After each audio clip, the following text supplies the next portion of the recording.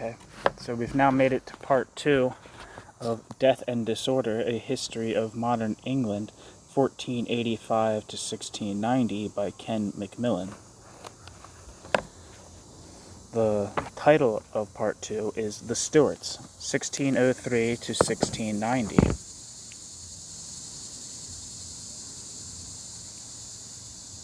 The 17th century was one of England's most disorderly.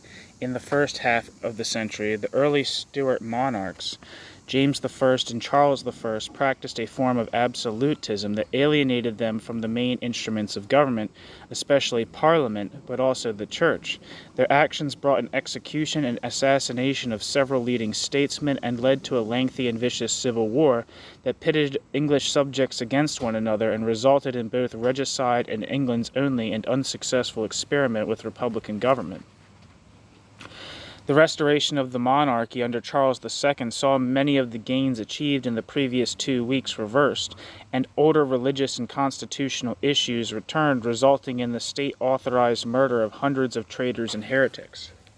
Fears of a return to absolutism and Catholicism under James II brought on another speedier and more peaceful revolution that resulted in enduring changes to England's political and criminal justice system by 1690. Although England in the 17th century might not have been, in the words of Christopher Hill, a, quote, world turned upside down, end quote, there was plenty of death and disorder. So that's the end of the introduction to the part. Now is Chapter 5. Chapter 5 is titled Early Stuart Absolutism, 1603 to 1692. First section, Death and Disorder, the Gunpowder Plot. Early in the reign of James I, England came close to experiencing what would surely have been the most disorderly event in its history, an attempt to blow up Parliament when the king, nobles, judges, and members of the Commons assembled for its opening. When James came to the throne, English Catholics expected that the son of Mary, Queen of Scots, would be tolerant toward their religion and ease the severity of the penal laws that had been passed under Elizabeth. James proved unwilling to do so, in part because of his belief in Erastianism, which encouraged Catholics to turn once again to Spain, with whom England was still at war, for assistance with their cause. One of the leaders of the effort was Guy Fawkes, 1570 to 1606. A gentleman from York who had converted to Catholicism in the early 1580s. By James's accession, Fawkes had become an experienced mercenary soldier fighting for Spain against Protestants in the Netherlands. By 1603, Fawkes was in Spain seeking support for another military venture that could return a Catholic to the throne. His hopes at help from Spain were dashed with the signing of the Anglo-Spanish Treaty of London in 1604, which said nothing about Catholic worship or toleration. If Fawkes and his fellow English Catholics wanted relief from persecution, they would have to take matters into their own hands. In 1604, several conspirators, including Fawkes and the mastermind of the plot, Robert Catesby, hatched a plan to destroy Parliament at a time when both houses, the king and senior members of the royal family, the law judges, and the Anglican bishops were together during the king's speech that traditionally opened Parliament. The conspirators also planned to kidnap Princess Elizabeth, James's daughter, and install her as a new queen. As Elizabeth was a child and a female, Catesby planned to vest authority to rule the country in an unnamed Catholic peer, depending on who was still alive when the dust settled. After extensive planning, the conspirators leased an undercroft or cellar beneath the chamber used by the House of Lords, where the state opening of Parliament would occur.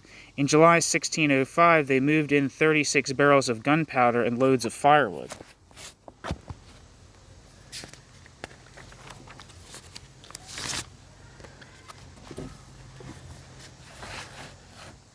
Due to the outbreak of plague, the opening date of Parliament kept changing, but eventually it was set for November 5th. Fawkes was tasked with waiting in the Undercroft, lighting the fuse, and then escaping on a ship anchored in the Thames, which would take him to the continent. But Catesby had made a fatal error. Partly because of the need for money to mount the plot, he brought in a number of conspirators whose loyalty was suspect. One of these men anonymously warned a member of Parliament, William Parker, Lord Monteagle, not to attend the state opening. Monteagle promptly gave the letter to Robert Cecil, who passed it along to the king. The king ordered a search of the buildings surrounding Parliament.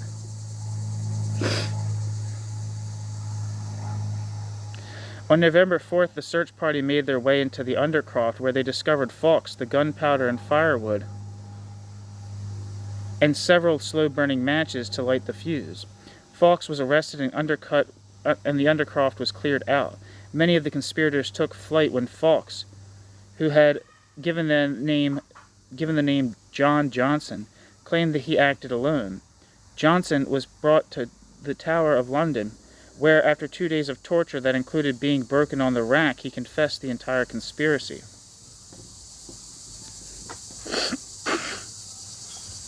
On November 8th, Catesby and several other conspirators were discovered at a house in Staffordshire, and a company of 200 men under the command of the Sheriff of Worcester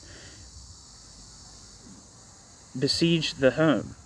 Catesby and several others were killed during the siege, while the survivors were taken into custody and interrogated.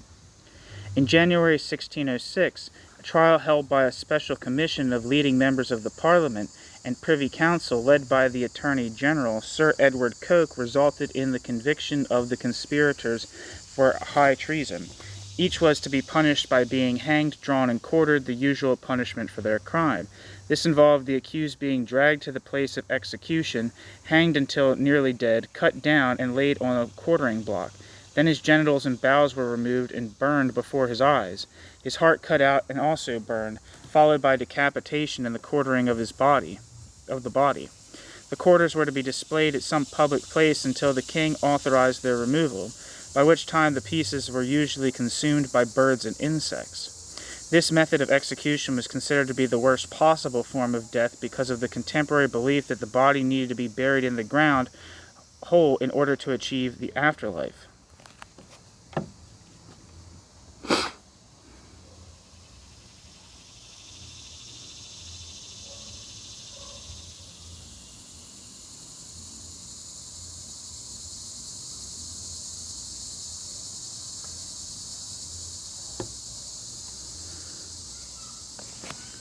Eight conspirators suffered this fate.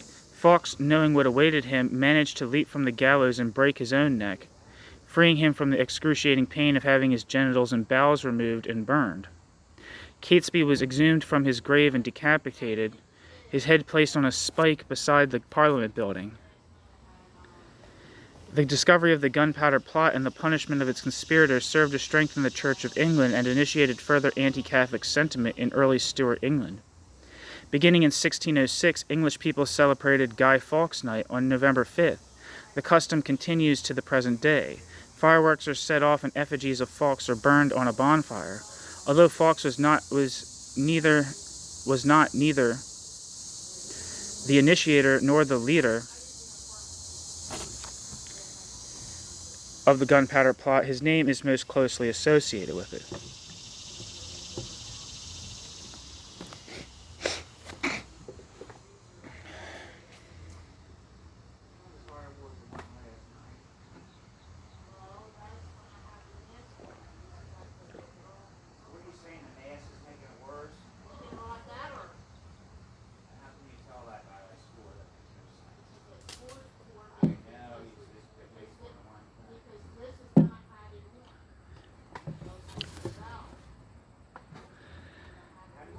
Discussions 5.1. What does the futile and perhaps foolish attempt at the gunpowder plot conspirators say about the state of Catholicism in early 17th century England? James, Absolutism and Religion. When James VI of Scotland became James I of England in 1603, he was 37 years old and had already ruled his northern kingdom with reasonable success for 2 decades. Like Henry VII in England a century earlier, James had managed to strengthen a monarchy and government weakened by a succession of poor kings and powerful lords with strong clan affiliations. James was tall and thin, wore odd clothing that was foreign and even comical to the English eye, and spoke with a thick accent that was made all the more difficult to understand by a pronounced lisp. To many observers in early 17th century England, these distinctly unkingly characteristics disguised the fact that James was highly intelligent and in writing had shown himself to be something of a scholar king. Between 1580 and 1610, James produced a wide range of literature, including poetry and an academic treatise about its production, meditations about religion, a learned work about the dangers of smoking tobacco, and a work of demonology that covered topics as diverse as black magic, witches, werewolves, and vampires, which is a possible source for Shakespeare's Macbeth.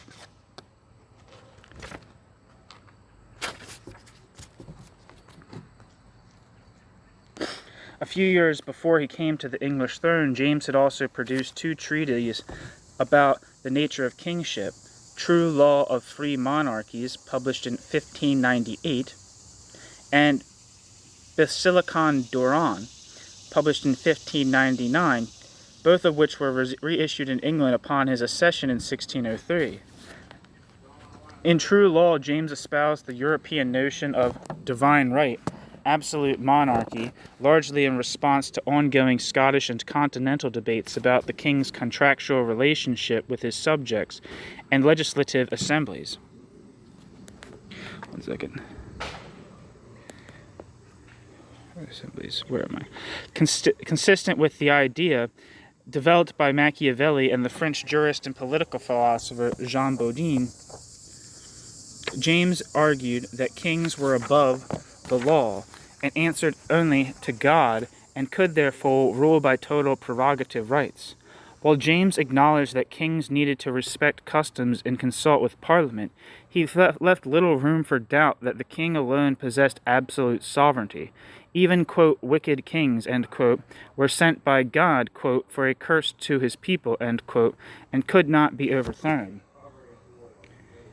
James wrote Basilicon Duran as an instruction manual for his son and heir, Prince Henry. In a passage that foreshadowed his later difficulties with the English House of Commons, James reminded his son that a king was, quote, a little god to sit on the throne and rule over other men, end quote, and advised him, quote, to hold no parliament for the necessity of new laws which would be but seldom, end quote.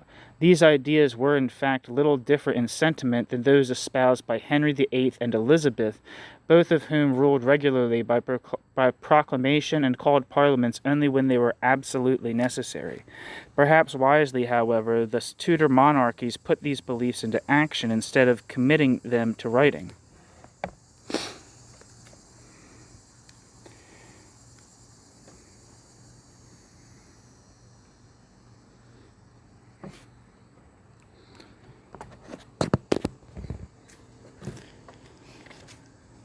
One area in which James's belief in absolute monarchy was demonstrated was his support for the royal supremacy of the Church. Since the 1560s, Scotland had increasingly developed as a Calvinist Presbyterian nation, and James had experienced considerable challenges from the Scottish Kirk or Church over the issue of supremacy and hierarchy within the Church. Nonetheless, James was nominally Presbyterian, a fact that did not escape the Puritans in England, who had been frequently persecuted and frustrated in the aftermath of the Elizabethan settlement of religion. As James traveled south to assume his crown in 1603, he was presented with Millenary Petition, a document signed by 1,000 ministers that sought what they had been denied under Elizabeth, namely greater reform of the Church, especially regarding the royal supremacy, the contentious ornaments rubric of the Uniformity Act, and the use of the term priest. James responded to the petition by calling the Hampton Court Conference in 1604, a meeting that included the king, Anglican bishops, and Puritans. During this conference, James made it clear that he accepted the fundamentals of Anglicanism as established under Elizabeth. Its adoption of Calvinist theology, with which James was well familiar, combined with royal supremacy and clerical hierarchy, naturally appealed to the author of the true law and to a man who had fought for precisely this combination in Scotland for decades. If God created kings, it was natural that kings would govern churches, and a church without bishops invited people to envision a society without a king. During the conference, James declared his position succinctly with the phrase, quote, "No bishop, no king," end quote. This was followed by his appointment of Richard Bancroft as Archbishop of Canterbury in 1604, a conservative who, like Whitgift before him, strongly supported Anglicanism. The conference was also a victory for the Puritans in that James authorized the production of what in 1611 became the English language and highly readable King James Bible, which is still widely in use and is considered among the best works in early modern English literature. James also tended to be more lenient toward Puritans than had Elizabeth, provided that they did not foment rebellion and outwardly conform to the most basic tenets of the Anglican faith. Even in the aftermath of events such as the Gunpowder Plot, James showed similar toleration for Catholicism, electing not to put the penal laws against Catholics in full force. The official response of the king was toleration for religious extremists, provided they were peaceful and accepted James' right to govern the church. The Commons and the Ancient Constitution. New section. If James had managed early on to develop a tolerant, if clearly Erastian, attitude toward religion, his beliefs about absolute monarchy could not allow him to be so conciliatory toward Parliament, especially the elected House of Commons. As we have seen by the end of Elizabeth's reign, the frequency of parliaments had turned the Commons into a more powerful semi-professional body that was more self-aware and combative than its medieval and earlier Tudor counterparts. Although Elizabeth generally accepted the right of that body, while in session, to discuss matters of relevance to the state, and although she showed a willingness to compromise on issues of religion for political expediency, nonetheless she often suppressed excessive displays of parliamentary independence through veto, rebukes, imprisonment, and dismissal. Whatever gains the Commons allegedly acquired under Elizabeth were theoretical at best. Unfortunately, James entered this political climate with several disadvantages. Although he was an experienced king, he was not well informed about the workings of the English Parliament, which functioned quite differently than the more amenable Scottish Parliament, which sat as a single house, nor about the perceived changes that had occurred under Elizabeth. In addition, when James's first Parliament met in March 1604, it had not sat since 1601, and several issues from earlier sessions, such as monopolies and the continued use of fiscal feudalism in the form of wardship and purveyance, had not been resolved to Parliament's satisfaction. James' reissue of his absolutist writings in 1603 also meant that as members of Parliament gathered in Westminster, many were concerned about a ruler who had publicly professed and had advised his heir that a king was a, quote, little god, end quote, and that sittings of Parliament should, quote, be, quote, seldom, end quote, and should only occur to produce, quote, new laws, end quote, rather than, for example, debate contemporary issues or utter grievances against the king or his ministers. The Commons was little assuaged when, at the opening of the session, the king involved himself in a dispute regarding the election of Sir Francis Godwin. As Godwin was deemed an outlaw due to an unpaid debt, the courts of Chancery had determined that he could not take his seat, but this decision was overturned by the Commons on the historical grounds that it was responsible to determine its own composition.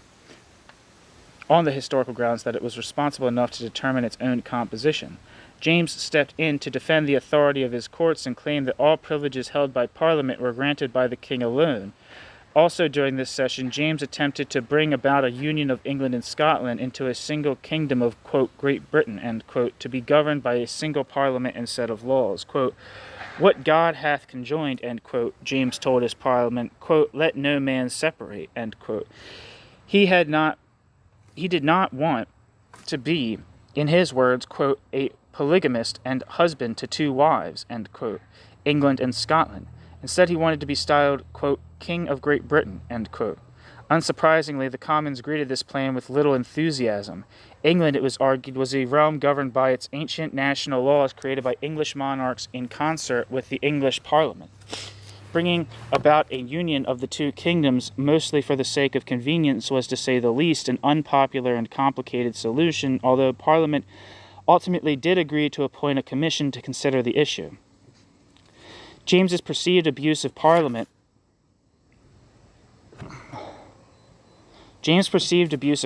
by involving himself in the election and pressing the Union agenda was met with concerns that the foreign king was ignorant of English parliamentary history, practices, and privileges. In June, the Commons appointed a committee that produced a document known as the Form of Apology and Satisfaction, which was intended to be presented to the king. In the document, the Commons took the opportunity to instruct the king about the, quote, misinformation, end quote, he had uttered about the privileges of Parliament. Quote, our privileges and liberties are our right and due inheritance no less than our very lands and goods. They cannot be withheld from us, denied or impaired, but with apparent wrong to the whole state of the realm. Although it may be true that in the latter times of Queen Elizabeth, someone privileged now and then were acted against in regard to her age, her sex and age, which we had great cause to be tender, and those actions were then passed over, end quote. The Commons claimed that it was, quote, tender, end quote, towards Elizabeth's abuses of Parliament because of her sex and age was as fictitious as its claim for ancient, quote, privileges and liberties, end quote, which had little basis in history and law. However inaccurate the claims in the apology were, they reflected a position that had developed under Elizabeth about the extent to which Parliament and Parliament's relationship with the king was founded on a, quote, ancient constitution, end quote, that had its origins in Anglo-Saxon laws since before the Norman conquest of 1066, as well as later developments such as Magna Carta, 1215, and the English common law as it had been practiced in courts and parliament since the 13th century. The rise of this concept was part of the, quote, legal humanism, end quote, movement beginning in the 1570s, when antiquarians such as William Lambarde and William Camden began collecting and publishing treatises about medieval history and law. The champion of the ancient constitution was Sir Edward Coke, who had served as a Speaker of the House in 1592, Attorney General in 1594, and then Chief Justice of the Court of Common Pleas 1606, a position that enabled him to become the true defender of this relatively new idea. Coke and others supported the notion that Parliament was an independent body that, when in session, functioned as, quote, king in Parliament, end quote, a superior source of sovereign authority whose actions, therefore, had greater legal power than the king operating alone. In essence, this was a claim that Parliament could both limit the actions of the king and issue legislation that was superior to or could supersede royal proclamations. Although these ideas were only nascent in their expression in 1604, and would become much more developed over the ensuing 2 decades, they are reflected in the tone and context of the apology. The apology was never given to the king, but he knew its contents, which occasioned his prorogation of Parliament. Rather than thanking Parliament for its work, as was traditional, James instead stated, quote, I will not thank where I feel no thanks due. I am not of such a stock as to praise fools, end quote. At the end of the year, James issued a royal proclamation in which he assumed the title, quote, King of Great Britain, end quote, devised the coat of arms to reflect a union between England and Scotland, and ordered that union currency be created, including a 20-shilling piece to be called the, quote, Unite, end quote. James later ordered the use of the new British flag, the, quote, Union Jack, end quote, to be flown on all ships employing English and Scottish crews. 2 further sittings of Parliament met in 1605, which was dominated by the Gunpowder Plot, in 1606. In the latter, 1606, the Union Commissioners had completed their report, which commanded debate during the session. By the end of that session, the issue of the Union was moribund. James's proclamation was ignored by nearly everyone, and even the king came to realize the futility of any further efforts at a legal union. Ultimately, the only concessions James got were recognition that Scottish subjects, born after 1603, were naturalized English subjects, meaning they could inherit land in England and make suit in English courts.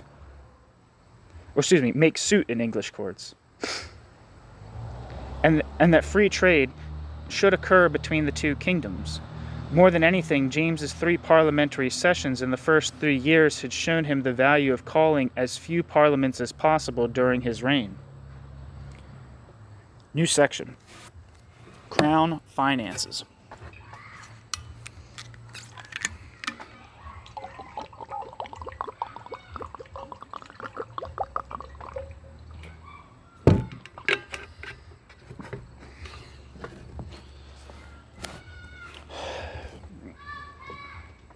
When James came to the throne, England had been at war with Spain and in Ireland for nearly 2 decades, which left the English state with debt exceeding £300,000.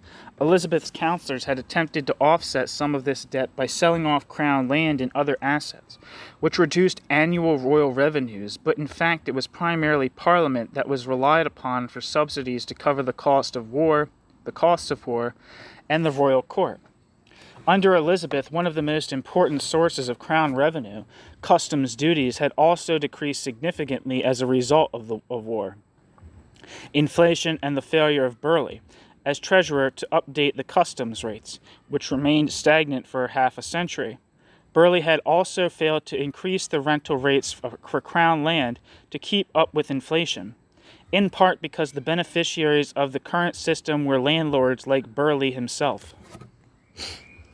In addition, Elizabeth had been a single woman who did not, therefore, need to manage several royal households and who had become more frugal as she aged.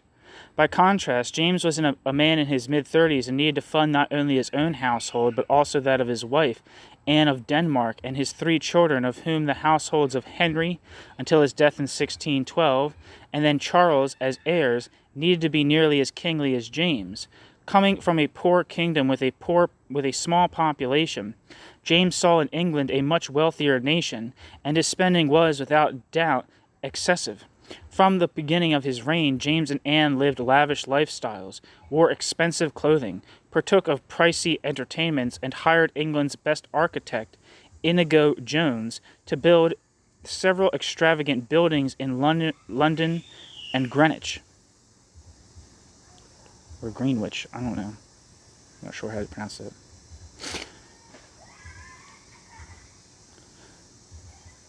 Greenwich. Unlike Elizabeth, James also spent considerable amounts of money on his courtiers, bestowing large annual pensions to both English and Scottish subjects. By about 1610, the royal expenses had increased more than 50% from Elizabeth's last years, and the royal debt stood at over £600,000. As it was unlikely for the king to reduce his spending, the only alternative was to increase royal revenues, which could occur only in 2 ways: improving the ordinary income of the crown through the traditional revenue-gathering sources, or securing extraordinary income in the form of parliamentary subsidies, which would also place the king in the position of becoming more reliant on Parliament. Naturally, by 1606, with Parliament already antagonistic toward the king, James and his ministers preferred the first option. The responsibility of increasing ordinary revenues fell primarily to Robert Cecil, whom James promoted to Earl of Salisbury in 1605, and to Lord Treasurer in 1608. Salisbury's first task as treasurer was to update the Book of Rates, which regulated customs duties. He arranged for the duties to be collected by, quote, farmers, end quote, who contracted with the crown to pay an annual fixed sum in exchange for the right to collect duties and retain whatever profits they brought in.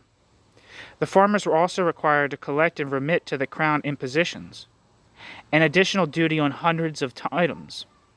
Although impositions had existed in much more limited form under Elizabeth, impositions were enlarged as a result of Bates' case. In 1606, John Bates had brought suit against the government for its imposition on foreign currents, arguing that this was a new tax collected without parliamentary approval. The Court of Exchequer ruled that the king had the prerogative authority to regulate all manner of foreign trade, which enabled Salisbury to increase the revenue source in 1608. The collection of impositions proved administratively challenging and ripe for corruption, and it brought in only about £70,000 per year. This was a significant sum, but not nearly enough to make up for the crown's shortfall. Politically, impositions were also extremely unpopular because they signaled the ability and willingness of the king to increase revenues through extra-parliamentary means. By 1610, the failure of ordinary revenue sources to provide for the crown's expenses encouraged Salisbury to propose the, quote, great contract, end quote, to a newly elected parliament. The proposal involved Parliament granting the king a one-time sum of £600,000 to pay off his debt, plus an annual £200,000 per year. In exchange, the king would give up most aspects of fiscal feudalism, including rights of wardship and purveyance. However, both Parliament and the king had reason to doubt the contract. From Parliament's perspective, because the grant exceeded the amount currently collected from feudal dues, it had the potential of making the king even more independent of Parliament. In addition, because the proposal was brought by a crown desperate for funds, the Commons used this leverage to air grievances about the king's excessive spending, encourage James to be more frugal, and return to several sore spots, the rights of freedom of speech, and to set limits on the royal prerogative, especially as it was employed for impositions and monopolies. The combination of a stern rebuke by the Commons and the infringement of prerogative was altogether too weak for an absolutist such as James. In his closing speech to Parliament, which put a decisive end to the contract, he reminded its members, quote, "The estate of monarchy is the supremest thing upon earth, for kings are not only God's lieutenants on earth, but even by God himself they are called gods. To dispute what God may do is blasphemy. So it is sedition to subjects to dispute what a king may do. So it is sedition in subjects to dispute what a king may do. I will not be content with my power be disputed upon. Do not meddle with the main points of government. That is my craft. I am now an old king. I must not be taught my office. I would not have you meddle with such ancient rights of mine as I have received them from my predecessors." End quote. Mirroring closely the language of the true law, James made it clear to Parliament that his prerogatives were not subject to debate in the Commons, and that the legislature, and indeed the law, served at the pleasure of the king. This was largely a position that was also advocated by legal figures such as Sir Thomas Egerton and Sir Francis Bacon, both of whom would later serve as Lord Chancellor, and who would, in this position, make enemies of Coke and other supporters of the ancient Constitution. With the great contract in ruins, James continued to rely on Salisbury until his death in 1612, and then on Egerton to assist with finding new methods of funding the crown. By far the most controversial of these was the introduction of a new rank in the English aristocracy, that of baronet. Baronets were placed into the hierarchy between baron and knight, and uniquely, although they did not have the right to sit in the House of Lords, their title could be inherited by male descendants. James invited substantial gentlemen to purchase these largely honorary titles for the sum of £1,095. These creations, which were based on wealth rather than service to the crown or realm, were despised by the traditional nobility and gentry, as the sudden influx of so many new members of questionable honor and lineage diluted and tainted the aristocracy. The crown also continued to issue monopolies on hundreds of items and levied forced loans, which were felt most severely by the type of men who sat in the Houses of Parliament. The, quote, addled Parliament, end quote, that met in 1614 aired grievances about these measures, but was dissolved after 6 weeks, having failed to produce any legislation. Discussion question 5.2. In what ways did James I inherit his problems from the Tudors, and in what ways did he create his own problems?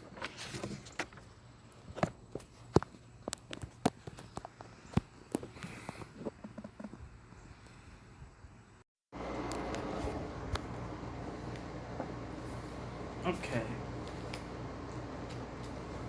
The king's favorites. Another contentious issue in James' reign, especially after the death of the fiscally responsible Cecil, was the wealth and power he lavished on his court favorites. That monarchs had certain courtiers who curried greater favor than others was certainly nothing new. Raleigh, Leicester, and Essex had all thrived under Elizabeth, but James's choice to bestow pensions, positions, and titles on men of limited talent who provided no valuable service to the state was something that many of England's elite could not tolerate.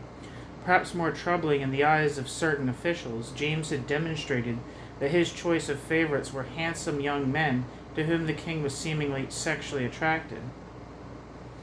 Although there is little evidence that James acted out physically on these desires, nor that his favorites, who like the king were married and had children of their own, were bisexual, James's outward displays of affection by kissing them and keeping close physical contact, including sharing a bed on more than one occasion, was regularly noticed by courtiers and government officials.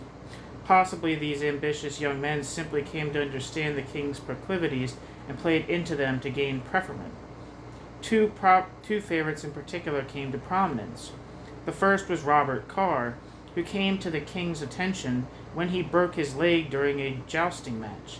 After helping to nurse the young man back to health, James granted the handsome Carr a knighthood and awarded him a manor house in Dorset. In 1613, Carr had been created Viscount Rochester and was a prominent privy councillor. Scandal soon erupted. Rochester began an illicit affair with the married Frances Howard, Countess of Essex, a relationship supported by the Howard family because it offered the possibility of greater influence at court. Thomas Overbury, Rochester's friend and mentor, strongly objected to the affair. In response, the Howards spread rumors that Overbury had disparaged the Queen, which caused James, who had long resented Overbury's sway over his favorite, to offer him an ambassadorial assignment that would remove him from court. Overbury refused, and the king, infuriated by his subjects' insolence, had him thrown into the Tower of London, where he died in September 1613. Frances secured an annulment from her husband on grounds of impotence and married Rochester 2 weeks after Overbury's death. By 1615, with Rochester now Earl of Somerset and the king's Lord Chamberlain, rumors began to spread that Overbury had been poisoned to death with sulfuric acid to allow the annulment and marriage to proceed more smoothly. At trial, Somerset, Francis, and 4 conspirators were found guilty of murder. Although the king pardoned Somerset and the countess, the other 4 were hanged. The scandal further tarnished the image of the royal court, and Somerset fell from favor. Just before the Overbury scandal burst, James's second great favorite arrived at court. George Villiers, aged 22, was the son of minor gentry and a polished courtier from time spent in France. James was instantly entranced by the handsome youth, who possessed grace, refined manners, and skills at dancing, music, and other courtly entertainments. By 1615, Villiers had become a gentleman of the king's bedchamber and a knight with an annual pension. After Somerset's fall, Villiers rose with remarkable speed to become the master of the horse, a baron and viscount in 1616, Earl of Buckingham in 1617, Marquess of Buckingham in 1618, Lord High Admiral in 1619, and finally Duke of Buckingham in 1623. These appointments and creations quickly made Buckingham among the wealthiest and most powerful men in the country.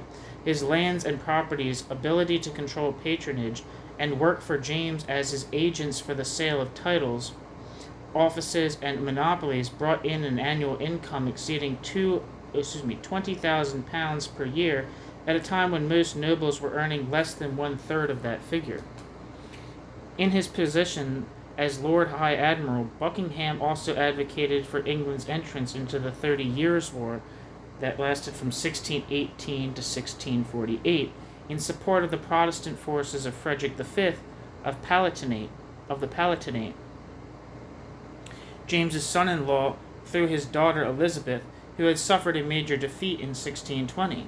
Although James had throughout his reign shown himself to be a pacifist, it was difficult for him to stand idly by, as his daughter's husband was forbidden from entering his homeland, which was under the occupation of Spanish forces. Entrance into war to restore Frederick to the Palatinate, however, required a subsidy from Parliament, which had not met in 7 years and which James had planned never to call again after the disastrous sitting in 1614. The Parliament of 1621, therefore, met in a combative mood and demanded a price for its subsidy: the impeachment of Lord Chancellor Francis Bacon after evidence was offered that he had taken bribes, the toppling of Buckingham from favor, the abolition of monopolies and impositions, a full-scale war against Spain, and the termination of ongoing negotiations to marry Charles, the Prince of Wales, and heir to the throne to Maria, the Spanish crown princess.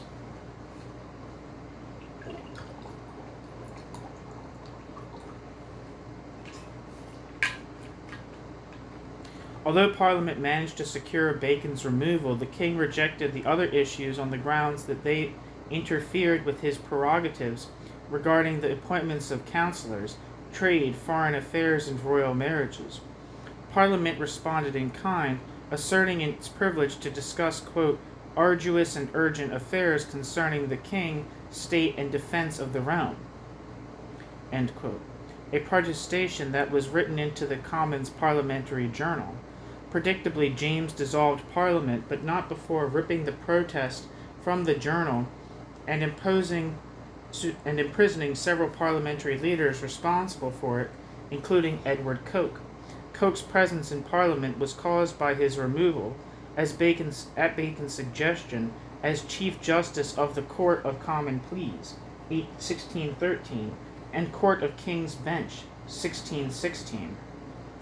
Because of his continuing efforts in court decisions and reports to advocate for the ancient constitution, supremacy of the common law over royal innovation, and the authority of parliamentary sovereignty. In Parliament, Coke became the chief voice of criticism against the king, heading a, quote, committee of grievances, end quote, that sought to abolish monopolies and challenge the planned marriage. Coke was released from the Tower of London after 9 months' imprisonment. Plans for the, quote, Spanish match, end quote, continued, with Charles and Buckingham setting out for Madrid in 1623, disguised and under assumed names to bring the negotiations to a conclusion. After half a year of negotiations, however, the match failed to materialize. The Spanish demanded Catholic toleration in England and refused to agree to the reinstatement of Frederick, and Charles and Buckingham, who became fast friends as a result of this escapade, returned to London.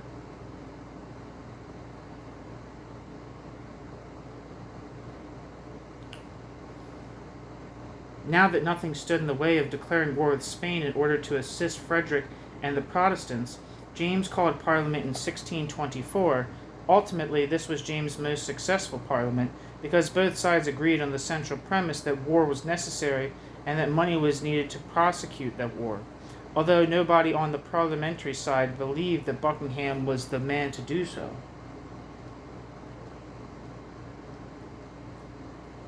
As the Commons got on with its business, Buckingham initiated negotiations with Louis XIII of France to wed his sister, Henrietta Maria, to Charles. Though a Catholic nation, France was concerned about the encroachment of the vast Holy Roman Empire, which shared a long border with France. If the Catholics won the 30 Years' War, this made France an unlikely ally This made France an unlikely ally of Frederick and the Protestant cause, making an Anglo-French marriage somewhat more tolerable than an Anglo-Spanish marriage. The plans were still underway when James died of malaria and dysentery in March 1625.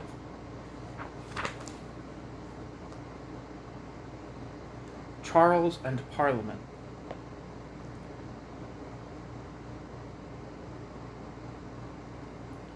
Unlike his father, an arrogant pedant who never hesitated to speak his mind, Charles I was more taciturn and reserved and disliked public speaking because of a pronounced stammer. These characteristics, combined with the king's general unwillingness to take advice and his tendency to make hasty decisions without proper deliberation, gave the impression that he was too secretive and perhaps lacked the capacity to rule. Shortly after his accession, Charles married Henrietta Maria. By the standards of the time, the marriage was a happy one. Charles proved to be a faithful husband and loving father to his children, in contrast to James' less savory reputation in these areas. But his wife's Catholicism quickly became an issue. The Queen worshipped in a private Catholic chapel, and in a secret agreement, Charles agreed to educate his children as Catholics until age 12 and not to persecute Catholics within his realm. Fears for the return of, quote, popery, end quote, at court, and murmured through incorrect claims that the king himself might be a closet Catholic, caused a rocky start to the reign. When the king's first parliament met in 1625, therefore, it was already in a restive mood. It didn't help that Charles had already shown his intention to continue using Buckingham as his chief adviser, a man who is reviled for his modest origins and quick assent, for arranging the Catholic marriage, and for the incompetence he brought to the powerful position of Lord High Admiral. At the outset, Parliament refused to grant the king, quote, tonnage and poundage, end quote, for life. Since the mid-14th century, the first Parliament of a new reign had granted the king the right to collect customs duties, which were technically a parliamentary subsidy as part of his ordinary income. However, James's and Salisbury's alleged abuse of that system encouraged Parliament to grant the right for only 1 year, pending a parliamentary review of the customs revenue, which would have forced Charles to call another Parliament the following year. Charles argued that the parliamentary granting of tonnage and poundage was mere courtesy, and he collected it throughout his reign, which was perceived by Parliament as a legally gathered revenue. Parliament also refused to adequately fund the war effort. Charles and Buckingham had expected a subsidy of more than £1 million to restore the Palatinate to the king's brother-in-law and contribute to the European war effort against Spain, but Parliament only approved of a paltry £140,000. This was far less than was needed, and it was less even than the usual subsidy index of £200,000. Despite the inadequate funding, Buckingham organized a naval expedition against Spain, the Cadiz expedition, that turned out to be an unmitigated disaster. Bad weather, poor naval commanders, modern fortifications in Cadiz, and the foolish decision to allow English soldiers to become drunk just before the Spanish army arrived resulted in the loss of 1,000 men and an embarrassing return to England with nothing to show for the adventure except an expense sheet of £250,000. When Parliament met in 1626, it blamed the disaster on Buckingham's incompetence and initiated impeachment proceedings against him. Charles responded by accepting the blame himself, an unwise move for a monarch who styled himself an absolutist, and dismissed Parliament to save his friend, but not before ordering the imprisonment of the leaders in the campaign against Buckingham. Mirroring the language and actions of his father and presaging the future, Charles threatened the existence of subsequent parliamentary sittings. Quote, Parliaments are altogether in my power for the calling, sitting, and continuance of them. Therefore, as I find the fruits either good or evil, they are for to continue, or not to be. End quote. Charles I. That is, Parliament would only sit if it met the king's demands. Desperately short of funds, Charles turned to the ancient feudal device of the forced loan. When numerous gentlemen refused to pay the loan, which they argued was an illegal tax, Charles had 76 of them, of whom more than 20 were members of Parliament, imprisoned. 5 of the prisoners sued a writ of habeas corpus, which was a document issued by King's Bench, requiring captors, in this case the king, to show cause for detainment. In the ensuing, quote, 5 nights case, end quote, the judges found in favor of the king because, as a common law court, it had no jurisdiction over the exercise of the king's prerogatives, which included imprisonment on the, quote, special command of the king, end quote. Though correct in law, this decision was not popular and provoked concerns about the extent to which the king might employ his royal prerogatives against the fundamental historical rights of liberty and property. Meanwhile, the funds from the forced loan were used by Buckingham to lead a military force to La Rochelle, France, or Rochelle, France. I'm not sure how to say it. To aid the Huguenot rebels, who were Protestants being persecuted by the French government. Here again the expedition was a disaster, and this time Buckingham was directly involved as its commander, rather than distantly involved as Lord High Admiral. When Parliament met again in 1628, it had amassed a great deal of ammunition against Charles and Buckingham. To secure his subsidy, Charles allowed Parliament to prepare a bill that rehearsed traditional arguments about arbitrary taxation and imprisonment, which the king could then sign into an act and thereby indicate his acceptance of its contents. Ultimately, the Commons responded with the Petition of Right, a document written by Coke consisting of 4 major claims. First, no man could be required to pay a non-parliamentary tax, a clear reference to the forced loan and the king's collection of customs, despite Parliament's refusal to make this a life grant. Second, no man could be imprisoned without charges being laid. Third, no military personnel could be billeted in private homes without consent. And fourth, no civilian could be subjected to martial law. The last 2 issues reflected serious grievances ongoing since 1625 in port towns, where soldiers and sailors resided until deployed. Charles agreed to the terms of the petition to get his subsidy, but Parliament made the dismissal of Buckingham a condition for the tonnage and poundage grant, which angered the king enough to prorogue P-R-O-R-O-G-U-E Parliament in June. 2 months later, Buckingham was assassinated by a disgruntled naval officer whose motivations for killing the Duke are still not entirely clear. Although the murder was executed in short order, many people in England, including the membership of the Commons, celebrated the Duke's death. See Voices of the Past, Assassination of the Duke of Buckingham.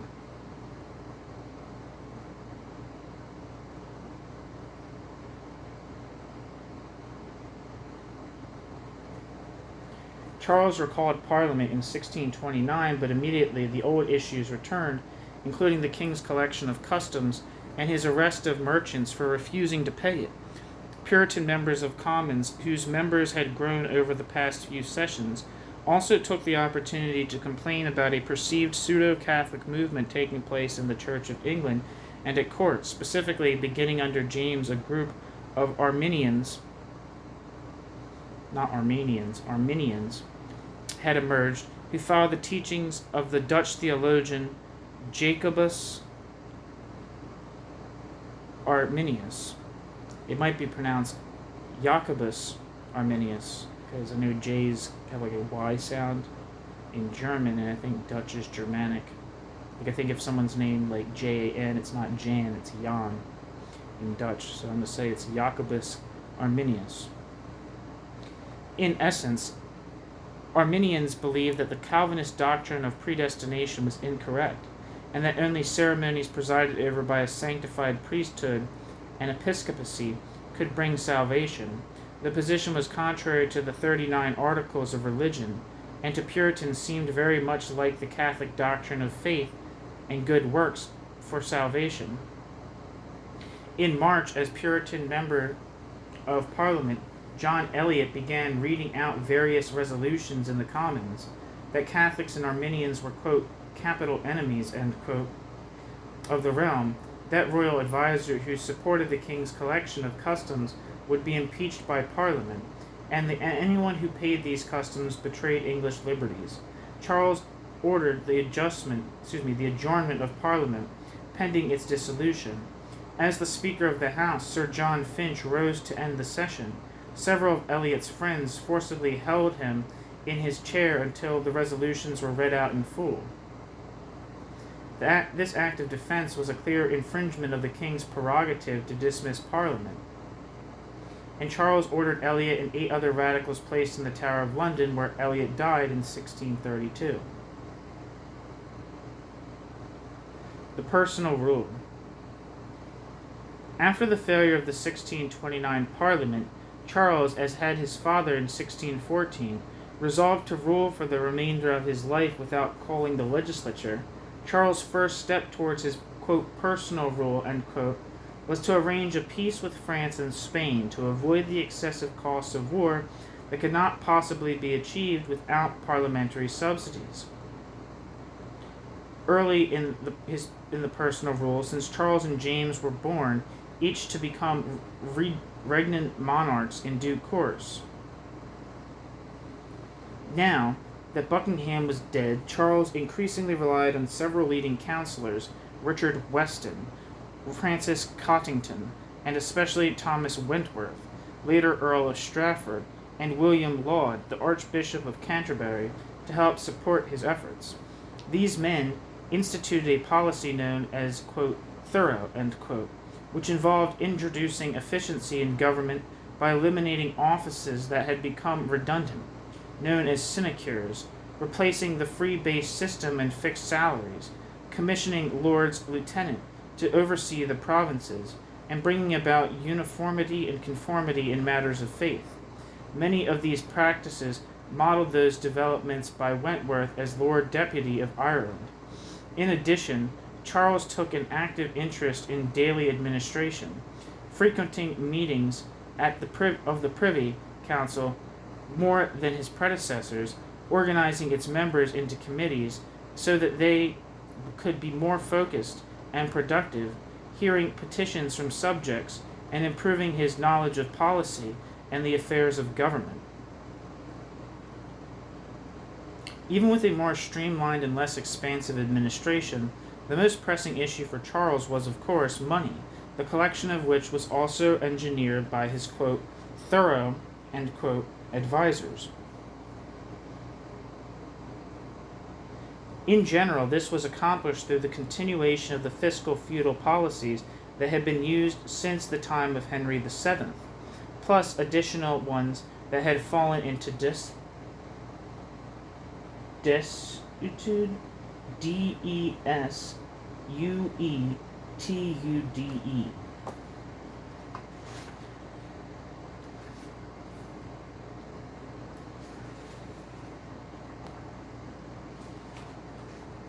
The king increased customs, duties, and impositions, issued monopolies, and farmed out other rights in exchange for a steady income, continued the practice of purveyance and wardship, collected resuscency fines from Catholics and Protestant dissenters, and recovered feudal dues associated with the use and abuse of royal forests.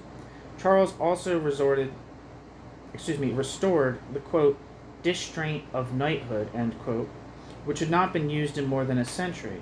This old statute required men of certain financial standing to present themselves at the king's coronation to be knighted.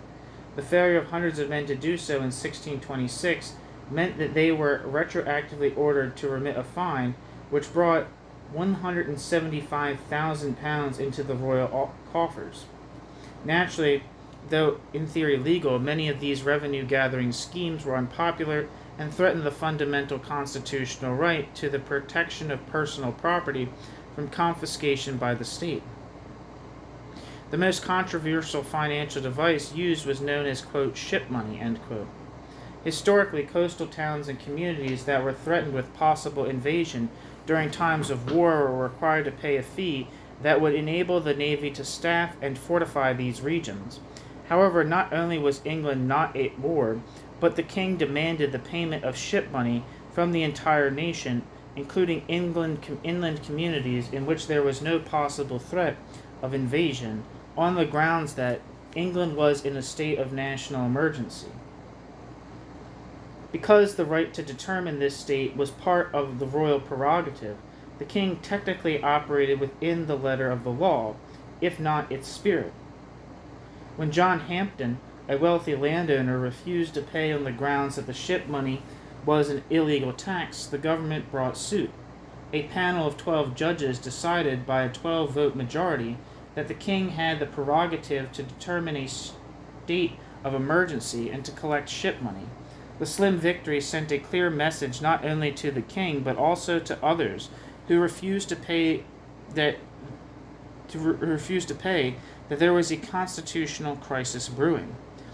Nonetheless, the combined efforts of especially Weston and Wentworth brought in significant revenue for the crown and enabled it to operate without Parliament for more than a decade, until many of these revenue streams began to dry up. The second major issue for Charles during the personal rule involved religion. During his reign, Charles had promoted several supporters of the Arminianism to high church positions, in large part because of their support for royal supremacy of the church.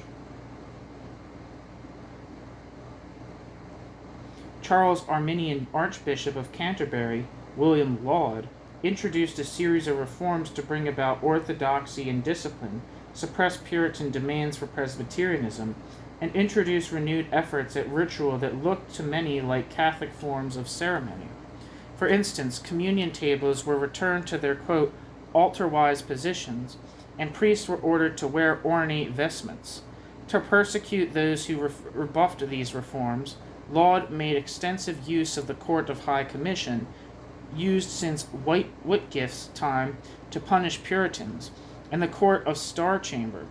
The best known of these persecutions involved William Prine, John Bastwick, and Henry Burton, who were tried at the Court of Star Chamber in 1637 for producing anti-episcopal pamphlets.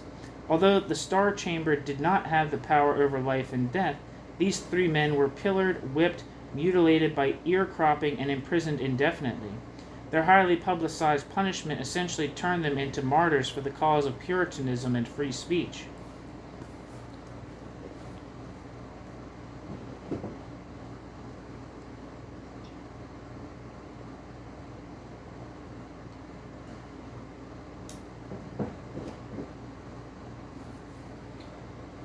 Even mainstream Anglicans had difficulty accepting many of Laud's reforms, but ultimately the downfall of the personal rule was caused by Laud's attempt to introduce his reforms into the Scottish Kirk.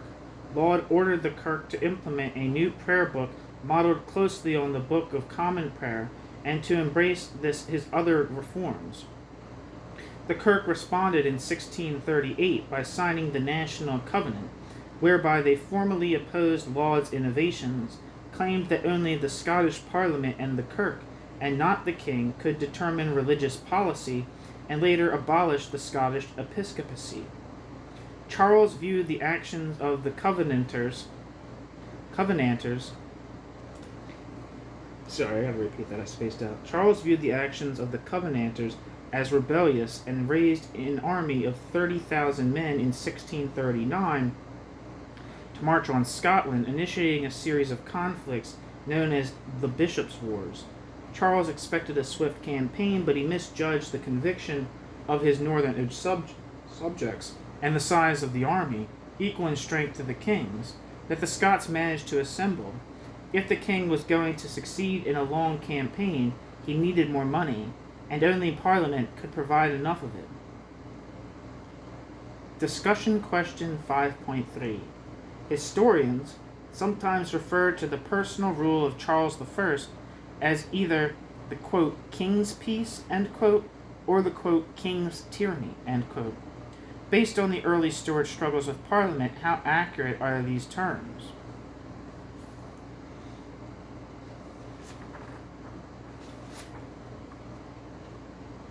The Long Parliament and the Coming of War.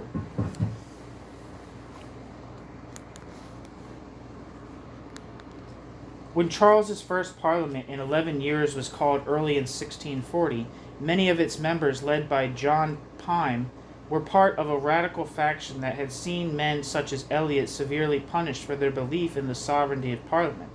Consequently, in the Commons, the discussions involved a long list of complaints about the king's perceived abuses in matters of church, state, and finances. Although Charles initially agreed to abandon the collection of ship money in exchange for a large lump sum payment, the Commons prevaricated on accepting this offer, possibly because the sum would have been enough for Charles to see no further need for that session of Parliament, and the king angrily dissolved what has become to be known as the, quote, short Parliament, end quote, which lasted a few more weeks. Which lasted a mere few weeks. Not few more, mere few weeks. Charles then made a tactical error by sending additional forces to Scotland, even though he had no money to pay them. On August 1640, the king knew that he had to call Parliament again. The body that met, composed largely of the same men who sat earlier that year, is known in history as the, quote, Long Parliament, end quote, because it existed in theory for 20 years. By the time the Parliament met in November, Charles was desperately in need of money, and the threat from the Scots was serious. This threat provided the radical and Puritan-leaning leaders of the Commons, Pym, Oliver St. John, Denzil Hollis, John Hampden, and others, with a great deal of leverage with which to gain major concessions from the king. One of its earliest actions was to pass a bill stating that Parliament could not be prorogued or dissolved without its consent. Although this significantly impinged on the royal prerogative, Charles agreed, which limited his ability to stop the events that followed. Unusually, this bill was enacted before the end of the parliamentary session, which was traditionally when all the business of Parliament gained royal assent. With its newfound liberties, Parliament quickly brought about the arrest of Laud and Strafford on the grounds that they had provided the king with advice and service during the personal rule that amounted to treason. There was little Charles could do to save his chief ministers, so he bowed to the will of Parliament as it voted on bills of attainder. Strafford was beheaded in May 1641, while Laud was imprisoned for 4 years and not executed until 1645. Strengthened by the fact that the king could not dissolve Parliament, a series of bills were introduced and passed in the first half of 1641. The Triennial Act required that Parliament meet for a minimum of 50 days once every 3 years. Various acts abolished the contentious courts of Star Chamber, High Commission, Request, and other pseudo-legal bodies of the Privy Council. The Ship Money Act ended the collection of that revenue source, and others regulated or eliminated tonnage and poundage, impositions, monopolies, distraint of knighthood, and forestry laws, in sum, all the financial mechanisms that had enabled the king to rule independently. To all these bills, Charles was forced to give his assent because of his need for money. When considering the wide-ranging assault on the royal prerogative caused by these bills, and also taking into account the early Stuarts' stalwart defense of absolute monarchy, and their belief that Parliament was supposed to be a transitory body meeting at the king's pleasure, these acts collectively represented by far the greatest constitutional developments in English history since the 13th century. Parliament was on the road to becoming a permanent, indeed necessary instrument of English government, and the concept of parliamentary sovereignty, which had slowly emerged since the 1560s, was essentially achieved. Had the Commons stopped at this point, when it had dismantled the mechanisms that enabled absolute monarchy and personal rule, the future would likely have unfolded very differently. But radicals led by Pym were not yet satisfied with the level of reform and introduced several measures in the fall and winter of 1641-2, sure to inflame the king. By far the most significant of these was the Grand Remonstrance, introduced in November 1641, largely as a response to a recent uprising in Ireland that saw Catholic rebels murder thousands of English Protestants. This document listed more than 200 grievances against the king and called for a major reform of the church and a purge of royal officials, that Parliament having veto power over future royal appointments. The petitioners were careful not to implicate the king in many of these issues. Instead, they blamed Catholics, Laudian bishops, and the king's chief ministers during the personal rule. Although Pyne had a large network of supporters, many of the Commons felt that the Remonstrance went too far.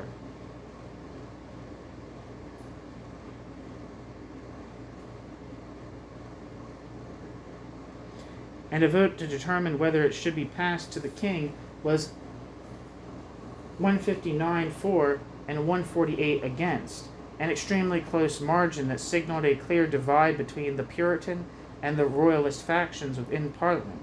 With the Remonstrance, the Radicals revealed a desire to go far beyond the restoration of the ancient constitution.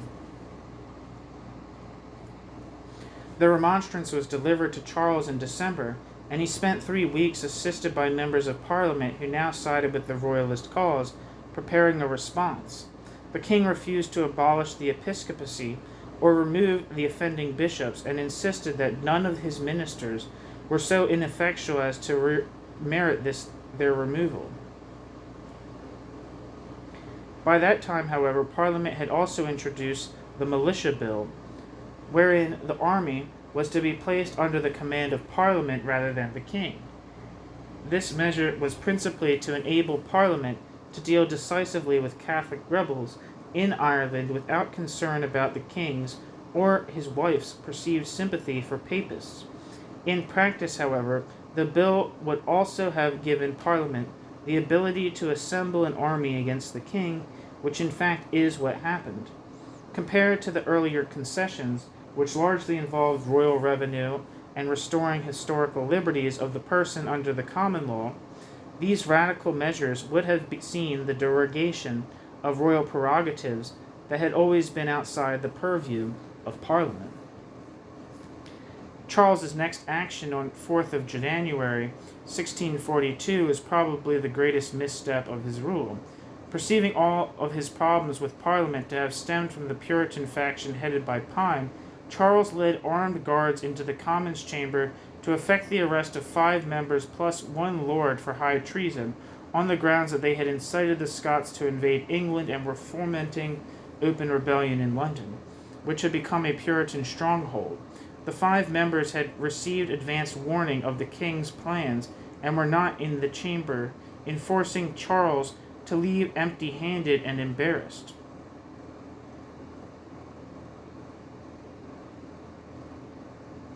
As the king and his guard left, members repeatedly shouted the word, quote, privilege, end quote, as a reminder that Parliament was supposed to be allowed to legislate without undue coercion from the crown. A speech the next day at Guildhall in London proved that the city had turned against the king, and to protect himself, his Catholic queen, and his children, Charles retreated to the countryside the following week.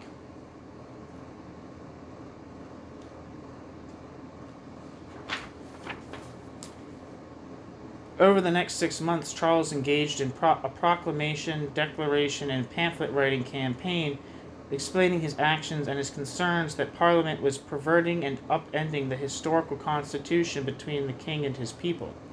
Almost half the Commons sided with the king and joined his cause, while the Radicals who remained turned the Militia Bill into an ordinance and began assembling troops. To prevent war, Parliament sent the king its 19 propositions requiring him to apply the penal laws against Catholics, allow Parliament to approve councillors, judges, and officers of state, and determine how the king's children would be educated and to whom they should be married, give Parliament command of the army, and issue a general pardon to all of Parliament, including the 5 members. In essence, the proposition sought to give Parliament control over all aspects of the English state, leaving the king little more than a figurehead, at best a puppet.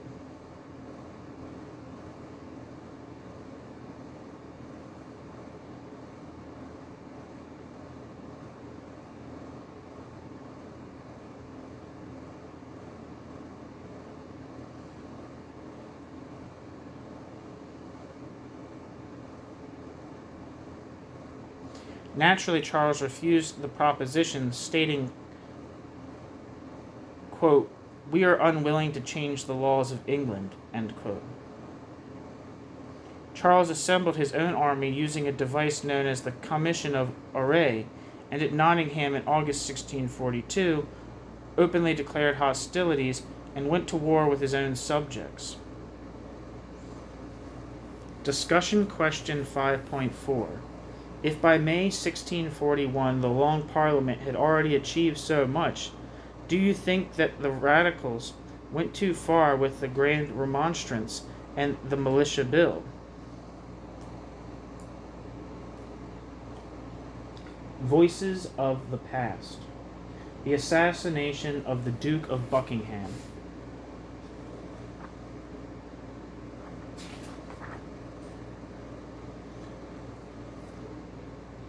George Villiers, Duke of Buckingham, was the early Stuarts' most trusted and England's most hated royal counsellor. He proved to be an incompetent administrator and military leader, and Parliament had twice attempted to impeach the Duke. Both times Charles I ended Parliament to prevent this, which only made the public despise the Duke more. In August 1628, John Felton assassinated Buckingham at the Greyhound pub in Portsmouth, Hampshire. Felton was arrested, tried for high treason, and executed in November. The following note was discovered in Felton's hat. Quote, "That man is cowardly, base, and deserveth not the name of a gentleman or soldier that is not willing to sacrifice his life for the honor of his God, his king, and his country. Let no man commend me for doing it, but rather discommend themselves as the cause of it. For if God had not taken away our hearts for our sins, he would not have gone so long unpunished."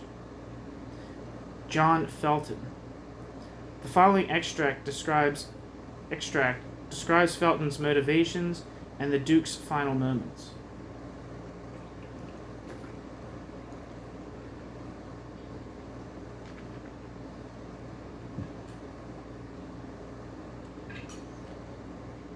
There was a younger brother of mean fortunes, born in the country of Suffolk, by name John Felton, by nature of a deep melancholy, silent and gloomy constitution, but bred in the active way of a soldier, and thereby raised to the place of lieutenant to a foot company in the regiment of Sir James Ramsay. This was the man that closely within himself had conceived the Duke's death. But what may have been the immediate or greatest motive of that felonious conception, is even yet in the clouds.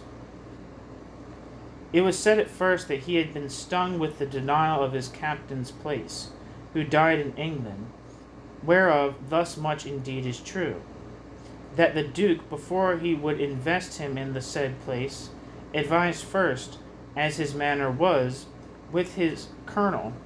He found him interposed for £1, his own lieutenant, a gentleman of extraordinary valor, and according to military custom, the lieutenant of the colonel's company might well pretend to the next vacant captainship under the same regiment, which Felton acknowledged to be in itself very usual and equitable.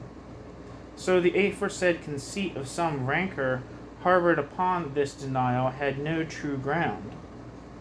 The truth is that, either to make honest a deed after it was done, or to slumber his conscience in the doing, he studied other incentives, alleging not 3 hours before his execution to Sir Richard Gresham 2 inducements thereof. First, was a certain libellous book, which made the Duke one of the foulest monsters upon the earth, and indeed unworthy not only of life in a Christian court, and under so virtuous a king, but of any room within the bounds of humanity. The second was the remonstrance of the lower house of Parliament against him, which perchance he thought the fairest cover, so he put in the second place. Whatsoever were the true motive, which I think none can determine but the Prince of Darkness itself, he did thus prosecute the effect. In a cutler's shop on Tower Hill he bought a 10-penny knife. So cheap was the instrument of this great attempt, and the sheath thereof be sewed to the lining of his pocket, that he might at any moment draw forth the blade alone with one hand, for he had maimed the other. At Portsmouth on Saturday, being the 23rd of August of that current year, he pressed without any suspicion in such a time of so many pretenders to employment into an inward chamber, where the Duke was at breakfast, the last of his repasts in this world, accompanied with men of quality and action, and there a little before the Duke's rising from the table, Felton went and stood expecting till he should pass, while the Duke came near Sir Thomas Friar, close to his ear, in the very moment as the said knight withdrew himself from the Duke. This assassin gave him a back blow, a deep wound into his left side, leaving the knife in his body, which the Duke himself pulling out, on a sudden effusion of spirits, he sunk down under the table in the next room, and immediately expired. Thus died this great peer, in the 36th year of his age, complete, and 3 days over, in a time of great recourse unto him, the dependence upon him, the house and the town full of servants and suitors, his duchess in an upper room, scarce yet out of her bed, and the count at that time not above 6 or 9 miles from him, which had been the stage of his greatness. Source: Henry Wotton, Reliquiae Wottoniae, London, 1654. Discussion question 3.5. Recalling Henry VIII's willingness to lose his 3 Thomases, Wolsey, More, and Cromwell, why do you think Charles I sought so hard to keep Buckingham out of harm's way?